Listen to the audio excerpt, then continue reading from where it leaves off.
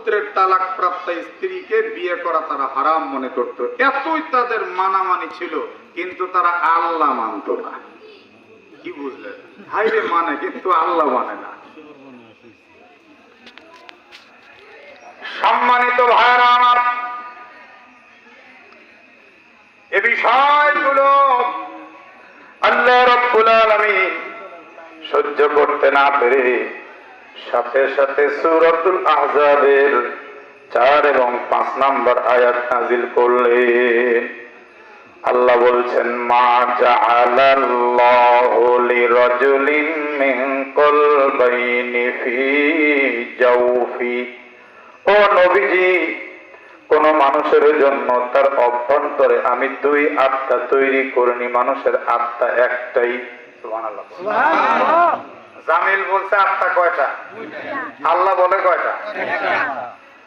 ওমা জাআলা আদইয়াকুম আবনা ওমা জাআলা আযওয়াজাকুমুল্লাহি তুযাহিরুনা মিনহুন্না উম্মাহাতিকুম। আর তোমাদের স্ত্রীদের সঙ্গে জেহার করার দ্বারা, তাদেরকে মায়ের পিঠের মতো বলার দ্বারা স্ত্রীদের কেউ আল্লাহ মা বানাননি। স্ত্রীকে মা বললে মা হয়ে যায় না। ওমা জাআলা আদইয়াকুম আবনাকুম। অন্যের পুত্রকে লালন পালন করলেই নিজের পুত্র কখনোই হয়ে যায় না। যালিকুম কাউলুকুম বিআফওয়াহিকুম। এটা তোমাদের মুখ ডাকা কথা, মাত্র মুখে বলছো তাই। আল্লাহু ইয়াকুলুল হাক্কা ওয়া হুয়া ইয়াহদিস সাবিল।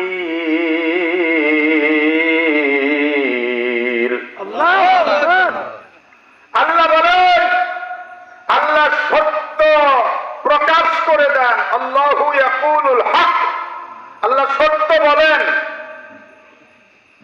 ওয়ামান আসদাকু মিনাল্লাহি কিলা। আল্লাহর চাইতে সত্য কেউ বলতে পারে না। এই মাইক ঠিক করেন রে, গলা এরকম টানাটানি করে গেল। এই মাইক ঠিক করো, আওয়াজ মুখ